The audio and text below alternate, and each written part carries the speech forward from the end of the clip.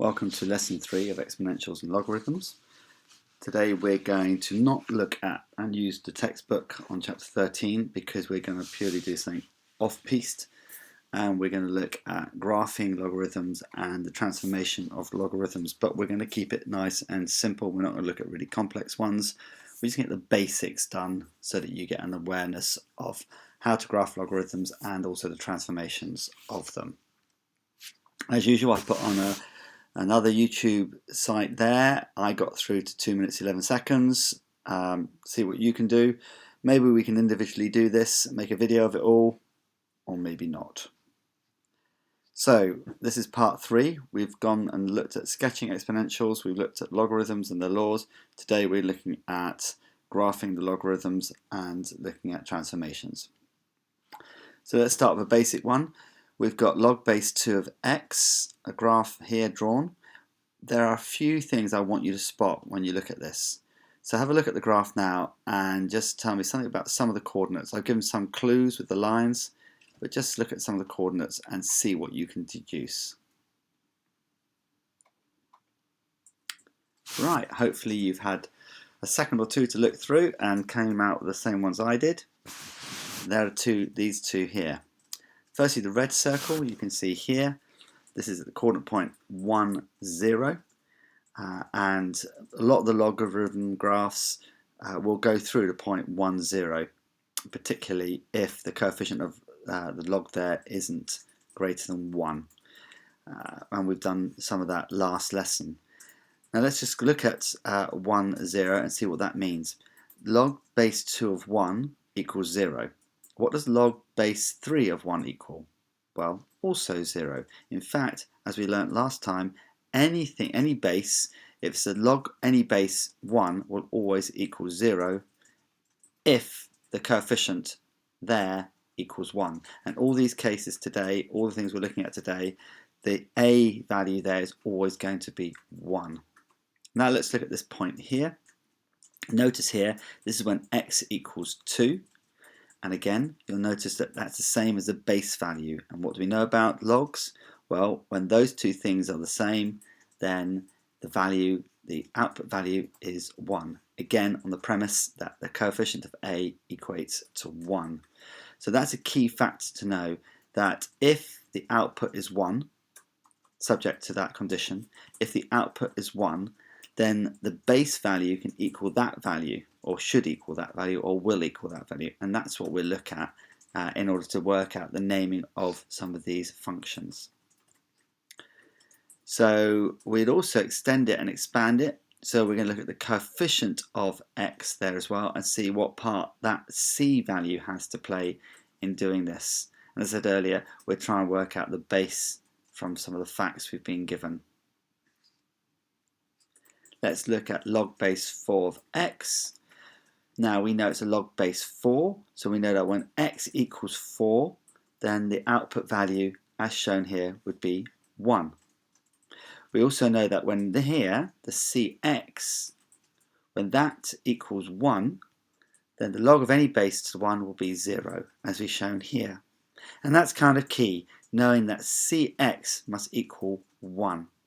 So if I'm trying to find the value of c, I could look on the graph here, and if it cuts through at 1, 0, or a half 0, or a quarter 0, I can then determine the value of c. Let's look at this graph here. Let's straight away go here. It's 1, 0. Remember, cx equals 1. So therefore, when x equals 1, for cx to equal 1, c must also equal 1. And let's determine the base value here. Well, the base value, if we look at the graph here, when x is 3, we know the output value is 1.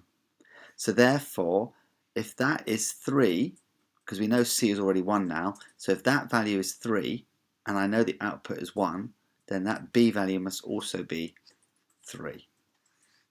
You're getting into it now, I hope. So let's look at here. We've got, again, a base 3, but this time the c value is 4. How does that work? What does that mean? Well, if we look at the graph here, we can see that it cuts now at a quarter. So when x is a quarter, it cuts the x-axis and the output is 0. How does that work?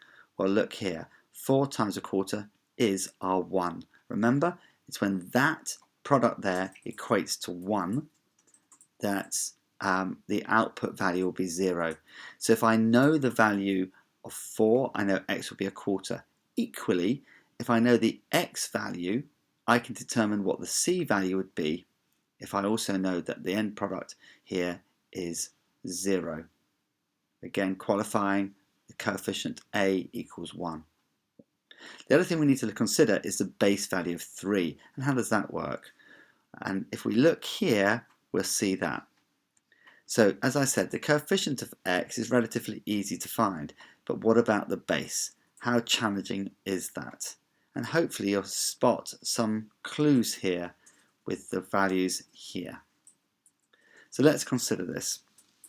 Let's virtually always consider the fact when the output value is 1. Yes, it works for all coordinate points, but this is really neat. If the output value is 1, it makes life slightly easier for us, because we know that if the output value is 1 there, and we already have determined that that is 4, then for that to be 1, we must make sure that the base value equals our cx. That is, b must equal cx.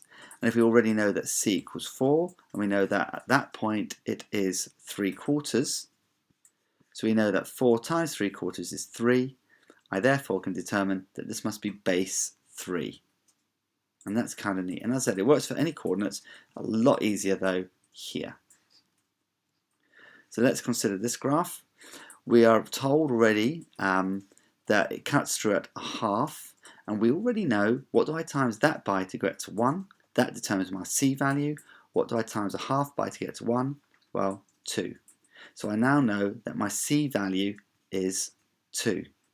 So here we go. I know it's y equals log base b bracket 2x close bracket. So I now have determined that. I need to find the b value. Now let's just consider, where does it equate to 1? Well, there we go. It looks at 1 when the x value is 2.5. So therefore, b equals 2x. When x is 2.5, b must be 5. And that gives us our base value. So that's kind of a very simplistic way. Don't forget, it's always when the coefficient of log here is 1. But that's a neat way of learning all of this. Let's now go for transformations and look at 3 types of transformations. The first one is a shift, a translate, along the x-axis. In this particular example, we're shifting to the left 1 value. So what impact will it have it? How would I name the function of this? How would I name this function? Well, if I'm moving 1 space to the left, it has an impact on the internal sides of it, also the x values. That's where the impact's going to be. And hopefully you can remember, you simply add 1 there. Slightly counterintuitive for a lot of people, but actually a shift to the left of 1 means you add 1 to the x value. Because don't forget what it's doing. It's actually, this value here is taking the value of 2, whatever that was, and dragging it forward. So it becomes to there. The 0 here is taking the 1's value and moving it across. So that's why by adding 1, you're shifting it to the left. Let's consider this one here. Well, the first thing I notice, first of all, I've got it in base 10. And I notice it doesn't actually move from this point here. It neither shifts upwards or to the right or left. So I'm less likely to think that it's going to be a shift and more to do with a scale factor. So therefore I need to think about what I do there. And as I said, because it's base 10, it's always useful to look at where x equals 10. And why is that? Well, if x is 10, we know that log base 10 of 10 equals 1. And that's a helpful thing. So here we go. As we said, when x is 10, log base 10 of 10 equals 1. Whereas my new function, when it's been transformed, my output value is 2.5. So when x is 10, log base 10 of 10 normally is 1, but I must have multiplied it by something to get the value of 2.5. That something is 2.5. Therefore, that is the coefficient of the log, 2.5 log x. Then we go to this one. Here we can see there is a shift, But unlike the horizontal, this is a vertical shift, and we can see how high it's gone up. It's shifted up +3, and this is more straightforward. The only problem here is that we don't generally write log x +3, we write 3 plus log x, so as not to get muddled about this and think maybe someone's left out a bracket or not. So it's easier, more conventionally standard to write it this way. Kind of makes sense when you think about it. Now let's look at a double transformation. So I'm going from the blue one here to the red one here, and as a helpful hint, I've given this line here, which is y equals 1.5.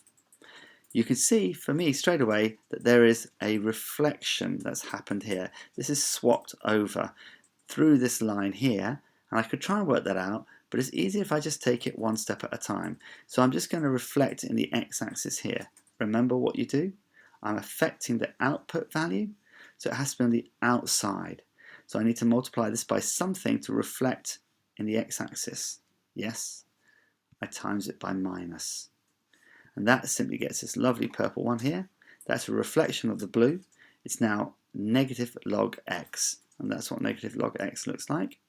Now I simply have to go from that point to there, and as you can see it's a shift up, meaning that we now get log 3 minus log x. I hope you find this informative. I've gone quite quickly through it all, but do go on to Desmos, practice with that, look at your graphic calculators, just practice and try things out, and that way you'll really understand it. Thanks.